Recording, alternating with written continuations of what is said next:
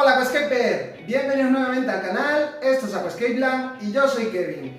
Bien, en este vídeo te voy a enseñar cómo hacer un acuario de paisajismo acuático y además te voy a dar las claves para que puedas diseñar tu propio acuario de paisajismo.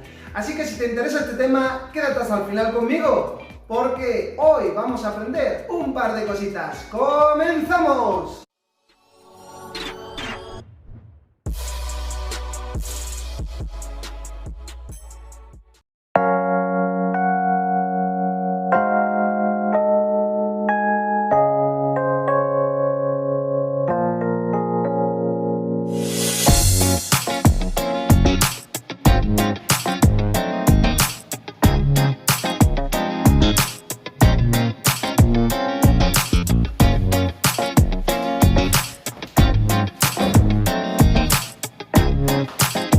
Vamos a comenzar y para comenzar vamos a empezar a hablar de las claves de cómo hacer tu propio acuario de paisajismo. Como veis, hemos diseñado un nuevo hardscape, ¿de acuerdo?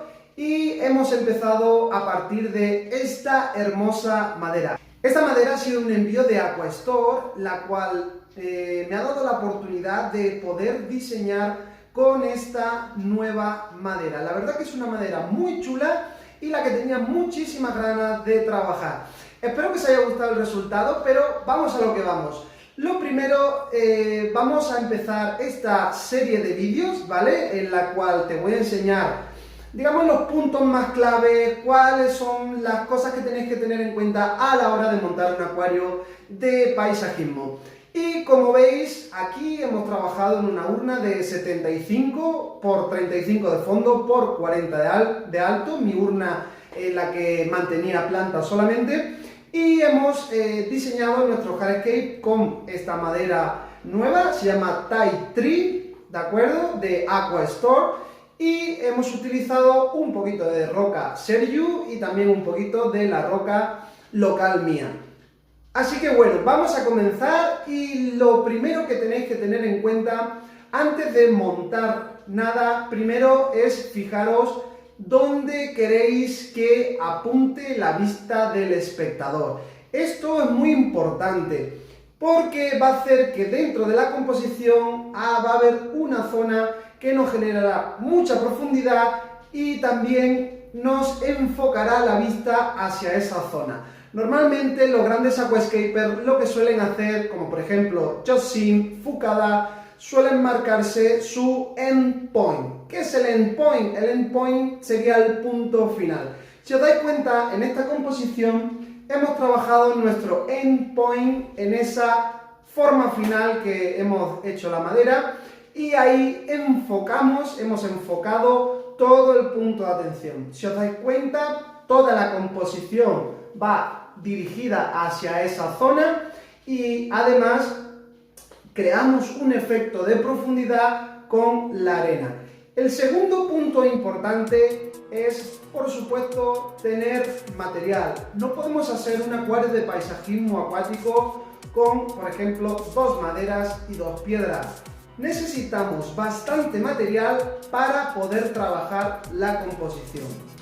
El tercer punto importante son los elementos. Siempre en una composición en la cual queremos crear profundidad, que es una de las cosas más importantes en paisajismo, es colocar los elementos grandes en la parte de adelante y los elementos pequeños en la parte de atrás. Con esto, ¿qué vamos a conseguir? Vamos a conseguir un efecto 3D y nuestra composición será aún más profunda.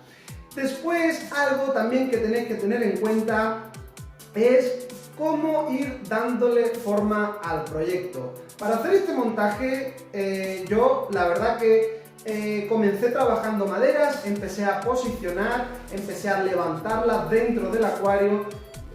Y lo importante es, como os he dicho, trabajar bien vuestro endpoint, que sería el punto final o el punto de enfoque donde queremos que se vaya la vista.